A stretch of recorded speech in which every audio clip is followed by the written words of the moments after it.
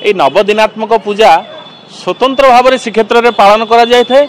आ माधव दुर्गा देवी सहित गमन करिथांती काम्यवट निकट को अर्थात दोलमंडप साई नारायणी मंदिर को जाइथांती सकाळ धूप सरिला परे एवं संध्या धूप पर प्रत्यावर्तन करिथांती।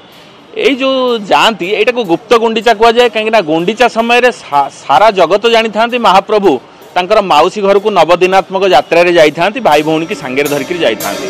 तो लक्ष्मी ठाकुराणी को सांगे नहीं नथिले नीलाद्रि विजय समय जितेबाला मानभंजन महाप्रभु लक्ष्मी को प्रतिश्रुति देइचंती जे तुमर आमर गोटे गुंडीचा यात्रा हम 9 दिन काल आम जा रथारूढ़ होकर सेटा को गुप्त गुंडीचा बोली लोक मैंने साधारणतः जानी न था। तेणु आज दिन ठारू आरंभ करी दशहरा पूर्व दिन पर्यंत जो विमान रे जाती विजया बोली कह जाए से रथ को विमान बड़ू मैंने कांधे था से विमान रे दुर्गा देवी सहित जगन्नाथंकर चलंती प्रतिमा जी अच्छा माधव नील माधव सी जाती।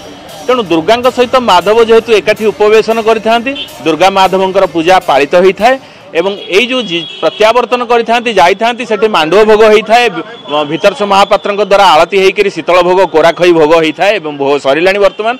तेणु यही जो जाइथांती महाप्रभु माधव जाइथांती दुर्गा देवी सहित एकाठी उपवेशन करते रुंधा होता ताकू कहुए गुप्त गुंडीचा बा शाक्त गुंडीचा।